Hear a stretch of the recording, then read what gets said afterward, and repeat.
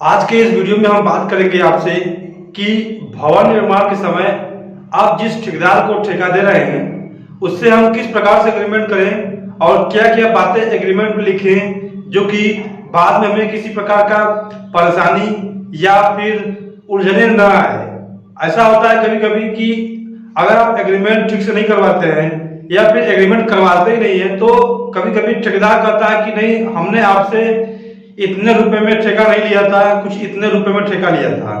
या फिर आपसे बोलेगा ठेकेदार कि हमने ये काम के लिए बात नहीं किया था, वो काम के लिए बात नहीं किया गया, या फिर इस तरह से वर्क करेंगे, उस तरह से वर्क करेंगे।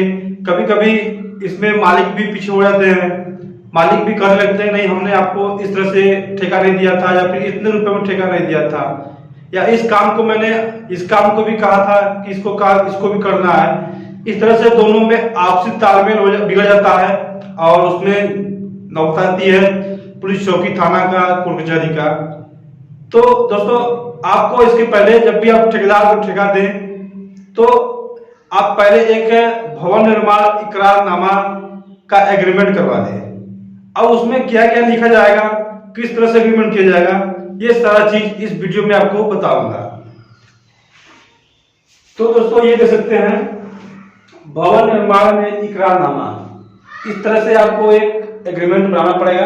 या तो आप सादे पेपर बनवा लीजिए या फिर आप किसी वकील से टाइप करके बनवा लीजिए स्टाम्प पेपर पे।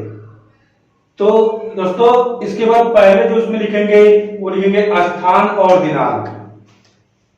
जिस जगह पे आप वर्क करवा रहे हैं उस वर्क जगह का नाम और किस दिन से चल रहा है उसका ये डिटेल।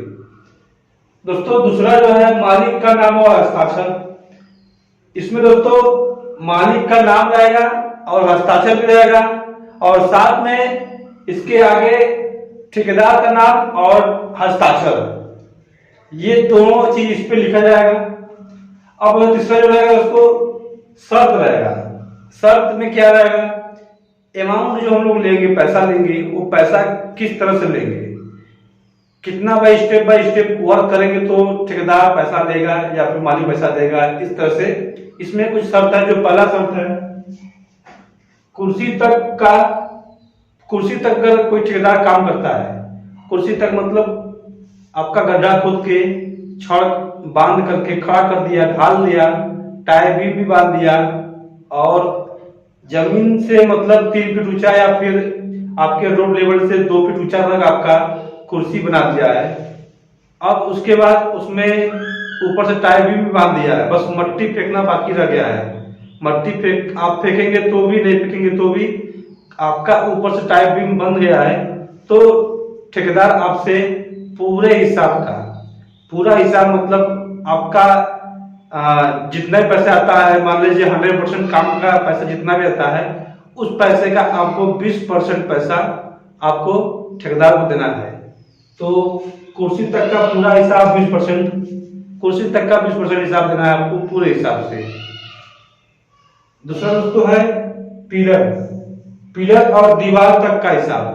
जो दूसरा किस्त आप देंगे ठेकेदार को पैसा, वो कुर्सी के बाद मट्टी जो फेंका जाता है, मट्टी का खर्च मालिक करेगा। मट्टी का खर्च मालिक खुद ट्रैक्टर से खरीद के लाएगा, अपना गिरवाएगा और खुद अपने लेबर से फेंकवाएगा, या तो फिर आपका ठेकेदार फेंकेगा तो जो लेबर चार्ज रहेगा फेंकने का, वो चार्ज ठेकेदार को देना पड़ेगा। लेकिन कुर्सी जो है, कुर्सी बनने के बाद उसमें पिलर खड़ा होगा, पिलर खड़ा करने के बाद फिर दीवार की जुड़ाई होगी। दीवार की जुड़ाई और पिलर खड़ा करने दो काम का आपको पूरे वर्क का 30% पैसा देना पड़ेगा। ये 20% देना पड़ेगा, इसका 30% देना पड़ेगा। पूरे पैसे के हिसाब से कैलकुलेट किया जाएगा। तीसरा है छत की ढलाई। आपका दीवार खड़ा हो गया है, पिलर भी खड़ा हो गया है।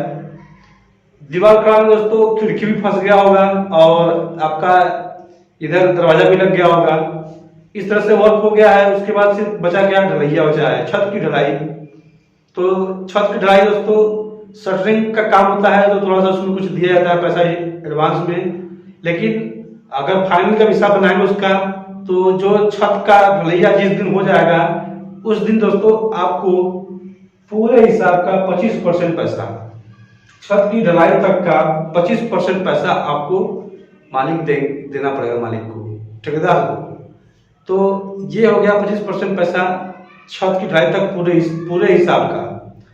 अब दोस्तों बात आती है छत की ढलाई में मालिक क्या क्या देगा। छत की ढलाई में दोस्तों कुछ मालिक को सामान देना पड़ता है, जैसे कटिया, तार, सेंटरिंग वाला प्लाई जो चिपकाया जाता है, या फिर प्लास्टिक, काला प्लास्टिक।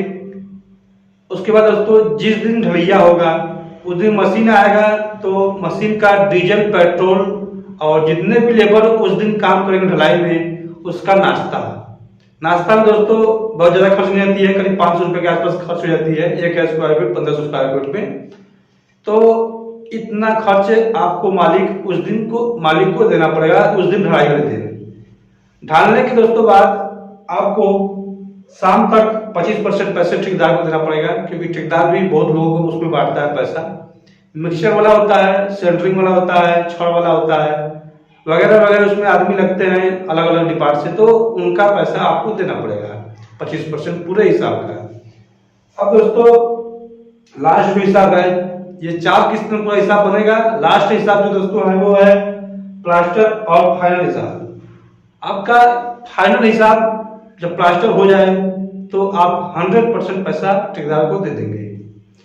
अगर आप चाहते हैं कि बीच में ये भी लिखा जाए कि कभी बाय चांस हमारा काम आपसे या ठेकेदार से करवाने का मन न हो, या फिर ठेकेदार का अपना मालिक यह काम नहीं करना चाहता हो, तो वो बीच में कभी भी यहाँ से हट सकता है। इस तरह से आप एग्रीमेंट में कहीं भी लिखवा देंगे, और हिसाब जो है जितना जितना लिखा हुआ है उतना ही हिसाब लिया दिया जाएगा, और जिसमें मन नहीं होगा वो वहां से हट सकता है।